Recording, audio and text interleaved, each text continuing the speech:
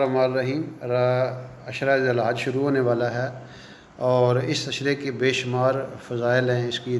دن، اس کی راتیں، بلکہ ان کی راتوں کے حوالے سے تو اللہ تعالیٰ نے قسم بھی کھائی ہے، والفجر ولیال عشر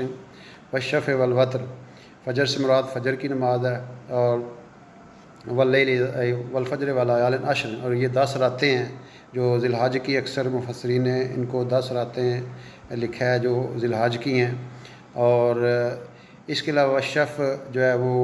مخلوق ہے، جتنی مخلوق ہے، والوتر، اور اللہ تعالیٰ کی ذات چونکہ وتر ہے، اس وجہ سے یہ قسم کھائی گئی ہے۔ تو ظاہر ہے ان کی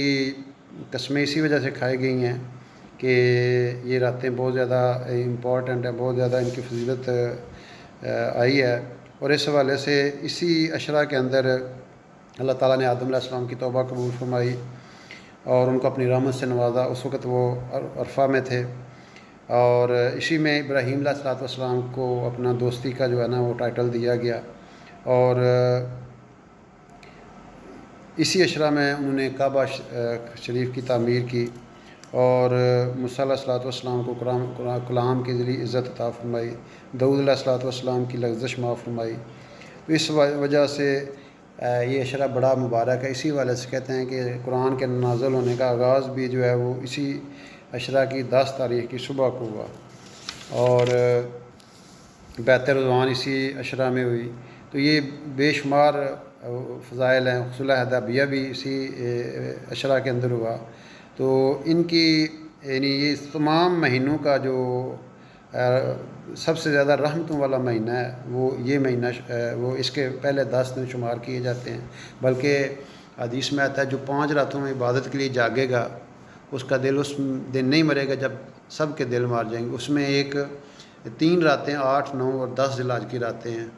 اور اس کے علاوہ جو ہے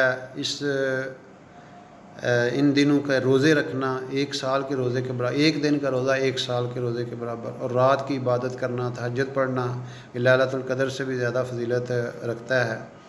تو اور ایک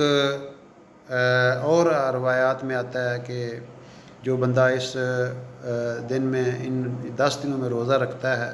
تو ہر دن کے عوض اسے جو ہے نا وہ 100 غلام آزاد کرنے کا، 100 اونٹ قربانی کرنے کا، قربانی بھی کہاں حرم میں، اور 1000 گھوڑے اللہ کی راہ میں دینے کا ثواب اسے ہوگا۔ اور جو یوم العرفہ 9 ذی الحج کی جو دن ہے اس کا ڈبل ہو جاتا ہے اجر، یہ جتنی چیزیں بتائی گئی ہیں اس کا ڈبل ہے۔ تو اس وجہ سے ان ایام کے دنوں میں یعنی یہ جو 9ویں سے 13ویں تک جو دن ہے اس میں اللہ تعالیٰ کو کوئی بھی نیک کام کرنا سارے دنوں سے زیادہ محبوب ہے۔ تو بے شمار فضائل ہیں، بے شمار فضائل ہیں راتوں کو عبادت کرنے کے، دن میں روزہ رکھنے کے۔ تو اللہ تعالیٰ ہمیں اس بات کی توفیق دے کہ ہم ان جو عشرہ ذی الحج ہے اس کے دنوں کو غنیمت سمجھیں، اس کی راتوں کو غنیمت سمجھیں، اس میں زیادہ زیادہ جو ہے اللہ تعالیٰ کی طرف رجوع کریں، اللہ تعالیٰ کی سے مانگیں، اور اس میں زیادہ زیادہ، اور پھر وہ جو بتایا گیا ہے کہ آپ ناخن نہ کاٹیں، بال نہ کاٹیں، حاجیوں کے ساتھ مشابہت آپ کی ہو جائے گی، کیونکہ حاجیوں کے لیے بھی ان ایام میں یہ چیزیں جو ہیں وہ منع ہے، تو ان کے ساتھ مشابہت ہو جائے گی۔ ان دنوں ویسے بھی حج کے ایام میں لبیک اللہم لبیک لبیک لا شریک لک لبیک اس کی کثرت کرنی چاہیے۔ یعنی بندے کے اندر شوق و جذبہ ہو کہ میں وہاں پہ تو نہیں جا سکا، لیکن اے اللہ میں حاضر ہوں، میں چاہتا ہوں کہ میں تیرے گھر میں حاضر ہوں، تیرے جو نشانیاں ہیں ان کو دیکھوں، وہاں پہ جا کے عبادت کروں۔ تو یہ سارے کے سارے جو دن ہیں ان کی ہمیں قدر کرنی چاہیے اور بھرپور اس سے فائدہ اٹھانا چاہیے۔